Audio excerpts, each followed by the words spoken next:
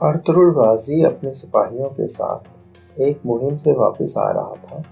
وہ لوگ کیا دیکھتے ہیں کہ ایک پہاڑ کے دامن میں ایک چھوٹے سے قافلے پر ڈاکوؤں رہزنوں نے حملہ کر دیا ہے۔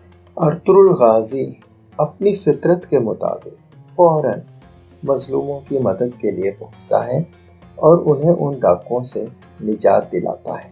قافلے کے لوگ سکون محسوس کرتے ہیں اور ان کا سردار ارطغرل کا شکریہ ادا کرتا ہے۔ یہ قافلہ 55 افراد پر مشتمل تھا، جس میں اکثر تاجر تھے، 8 سے 10 نوجوان طالب علم۔ قافلے کا سردار ارطغرل کا شکریہ ادا کرتا ہے اور ارطغرل کو اپنے ساتھ موجود ایک بزرگ ہستی کے بارے میں بتاتا ہے۔ ارطغرل غازی امیر لشکر کے اشارہ کردہ شخص کی طرف دیکھتا ہے۔ درمیانہ قد، قدرے ضعیف اور بزرگ، سفید جسم، لمبے اور گھنگریالے بال، چمکتا ہوا چہرہ، بڑی بڑی آنکھیں، عمر تقریباً 50 سال کے لگ بھگ۔ ایک محترم شخص زمین پر بیٹھا ہوا تھا، ہونٹ ہل رہے تھے، آنکھوں میں آنسو تھے۔ امیر لشکر نے ارطغرل کو بتایا، یہ اندلس اسپین سے محی الدین ابن عربی۔ ارطغرل اس عالی ذات شخص کے قریب چلے گئے۔ ارطغرل نے انہیں سلام کیا اور 2 زانو ہو کر ادب سے ان کے سامنے بیٹھ گیا۔ ابن عربی نے سلام کا جواب دینے کے بعد فرمایا، آپ کو فتح مبارک ہو، آپ نے ہمیں بہت بڑی آفت اور مصیبت سے بچایا ہے، میں آپ کا شکریہ ادا کرتا ہوں۔ ارطغرل: محترم جناب، شکریہ ادا کرنے کی ضرورت نہیں، میں نے تو اپنا فرض ادا کیا ہے۔ ابن عربی: دراصل میں نے یہ شکریہ آپ کا نہیں بلکہ اللہ تعالیٰ کا ادا کیا ہے، کیونکہ اللہ تعالیٰ نے ہی آپ کو ہماری طرف بھیجا۔ انسان کا شکریہ ادا کر کے اصل میں وہ اللہ تعالیٰ کا شکریہ ادا کرتا ہے۔ ہم ہمیشہ اپنی حفاظت کے لیے اللہ تعالیٰ سے دعا گو ہیں۔ اللہ تعالیٰ ہمیشہ ہر وقت ہمیں دیکھ رہا ہے، وہ لا شریک ہے، واحد ہے، وہ سب کچھ جانتا ہے، جو اللہ تعالیٰ پسند کرے وہی ہوگا۔ اس نے ہماری حفاظت کرنے اور سبب کے طور پر آپ کو ہماری طرف بھیجا، اللہ کا شکر ہے، الحمدللہ۔ ابن عربی نے سوال کیا، اے بہادر شخص، تم کون ہو؟ ارطغرل نے جواب دیا، میرا نام ارطغرل ہے، میں ترک ہوں، کائی قبیلے کے سردار سلیمان شاہ کا بیٹا ہوں۔ میرے آباء و اجداد ترکمانستان سے ہجرت کر کے یہاں آئے، ہمیں یہاں اناطولیہ میں آنا اور رہنا نصیب ہوا۔ ابن عربی بولے، میں ترکوں سے محبت اور انس رکھتا ہوں۔ ترک بہت بہادر اور نڈر انسان ہیں، وہ علم اور علماء کی بہت قدر کرتے ہیں۔ میں اناطولیہ رومی سلطنت میں بسنے والے ترک ٹھکانوں اور قیام گاہوں میں بہت گھوما پھرا ہوں۔ اے میرے بہادر بیٹے، ہمیشہ اللہ تعالیٰ کے راستے پر چلو اور اسی پر قائم رہو۔ اگر تم اللہ کے راستے پر چلو گے تو وہ تمہاری مدد اور نصرت فرمائے گا۔ انشاءاللہ ترکوں کو آنے والے وقتوں میں فتح، خوش بختی اور خوش نصیبی ملے گی۔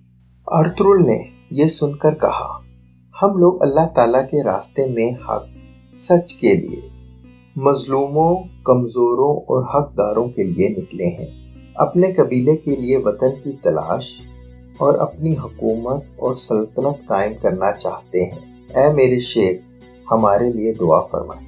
ابن عربی: آپ کی خواہش اور ہدف بہت عظیم ہے، انشاءاللہ آپ اپنے مقصد کو ضرور پائیں گے۔ میں آپ میں وہ خوبیاں اور جوہر دیکھ رہا ہوں، انشاءاللہ آپ کی اولاد اور پوتے قسطنطنیہ، استنبول، رومیوں اور بازنطینیوں کے ہاتھوں سے چھین کر فتح کریں گے اور اسے اسلامی شہر بنائیں گے۔ میں خاص طور پر آپ کے لیے دعا کروں گا، اللہ آپ کا راستہ آسان کرے، بخت اور نصیب بلند کرے۔ ارطغرل غازی: اے میرے شیخ، میرے بزرگ، اللہ تعالیٰ آپ کے راستے اور منزلیں بھی آسان کریں، صحیح سلامت خیریت سے آپ کو بغداد پہنچائے۔ یہ کہہ کر ارطغرل غازی نے ابن عربی کا ہاتھوں کو بوسہ دینا چاہا، لیکن ابن عربی نے اپنا ہاتھ پیچھے ہٹا لیا اور ارطغرل غازی کو اپنے گلے سے لگا لیا۔ اب دوپہر کا وقت ہو چکا تھا۔ ان تمام لوگوں نے ابن عربی کی امامت میں نماز ظہر ادا کی۔ اس کے بعد ابن عربی اور ان کا قافلہ بغداد کی طرف روانہ ہو گیا۔ واپس آتے ہوئے ارطغرل غازی بہت خوش اور مطمئن تھے۔ اس کی روح میں ایک سورج طلوع ہو چکا تھا اور اس سورج کی روشنی اتنی پر نور تھی کہ بیان کرنا مشکل ہے۔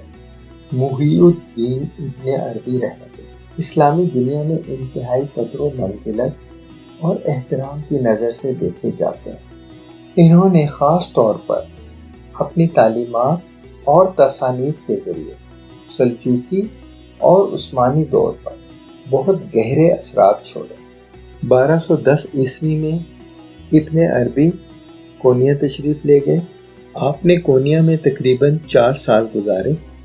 آپ کے خلیفہ اور مشہور صوفی صدر الدین کونوی نے آپ کی تصانیف کی تشریح اور تفسیر لکھی۔ کہتے ہیں صدر الدین کونوی کے زیر سایہ ابن عربی کے خیالات اور فلسفہ سلجوقی دور حکومت میں اناطولیہ کے کونے کونے میں پھیلا، صوفی ازم پر گہرے اثرات چھوڑے۔ صدر الدین کونوی مولانا رومی کے بھی قریبی دوست تھے۔ ابن عربی کے تصوف کے بارے میں خیالات سے مولانا نے بھی استفادہ کیا اور ان سے متاثر ہوئے۔ ابن عربی نے سلجوقوں کے بعد عثمانی سلطنت کے قیام کے بارے میں اچھے خیالات اور پیش گوئیاں کی، جس سے ترکوں میں آپ کا احترام بڑھا۔ ابن عربی کی 500 کے قریب تصانیف موجود ہیں۔ ابن عربی روحانی، باطنی اور غیبی علم کے اعلیٰ درجے پر فائز تھے۔ ان کے شاگرد اور روحانی بیٹے صدر الدین کونوی ان کے بارے میں فرماتے ہیں: میرے استاد ابن عربی گزرے ہوئے پیغمبروں اور ولیوں کی روحوں سے جب چاہتے خواب میں یا جاگتے ہوئے گفتگو اور ملاقات کرتے، باتیں کرتے تھے۔ ابن عربی نے حضرت خضر علیہ السلام سے اپنی ملاقات کا واقعہ اس طرح سنایا: ایک دن تیونس کی بندرگاہ پہ اترا، رات کا وقت تھا۔ میں نے ساحل کے قریب کھڑی کشتیوں میں سے ایک کے عرشے اور تختے کے اوپر چڑھا ادھر ادھر دیکھنا شروع کر دیا تو اطراف کا منظر نظر آیا۔ ایسا لگتا تھا کہ چاند سمندر کے پانی پر نکلا ہوا ہے۔ یہ بہت خوبصورت اور غیر معمولی منظر تھا۔ میں یہ سوچنے لگا کہ اللہ تعالیٰ نے ہر چیز کو کس قدر خوبصورت تخلیق کیا ہے۔ میں ان خیالات میں ڈوبا ہوا تھا کہ اچانک میری حیرانگی کی کوئی حد نہ رہی۔ دور سے دراز قد، سفید داڑھی والے ایک شخص کو دیکھا کہ وہ پانی کے اوپر چلتا ہوا آ رہا ہے۔ وہ شخص میرے نہایت ہی قریب آ گیا۔ اس نے سلام کرنے کے بعد مجھے کچھ باتیں بتائیں۔ اس دوران میں نے اس کے پاؤں کو بغور دیکھا۔ پاؤں بالکل خشک تھے اور پانی کا نام و نشان تک نہ تھا۔ ہماری گفتگو ختم ہونے کے بعد وہ دور پہاڑی کے اوپر میناروں والے شہر کی طرف روانہ ہو گیا۔ وہ لمبے لمبے قدم اٹھاتا چلا جا رہا تھا۔ وہ چل بھی رہا تھا اور ساتھ ساتھ اللہ کے نام کا ذکر کر رہا تھا۔ یہ ذکر دلوں کو اس قدر منور اور محصور کر رہا تھا، میں بھی اس میں کھو گیا۔ اگلے دن شہر میں کسی نے میرے قریب آ کر مجھے سلام کیا اور پوچھا، رات کو کشتی میں آپ نے خضر علیہ السلام سے کیا باتیں کی؟ انہوں نے آپ سے کیا پوچھا؟ آپ نے انہیں کیا جواب دیا؟ اس طرح مجھے معلوم ہوا کہ رات کو کشتی پر ملاقات کرنے والا شخص حضرت خضر علیہ السلام تھے۔ بعد میں اکثر اوقات حضرت خضر علیہ السلام سے ملاقاتیں اور باتیں ہوتی رہیں۔ میں نے ان سے ادب و آداب بھی سیکھا۔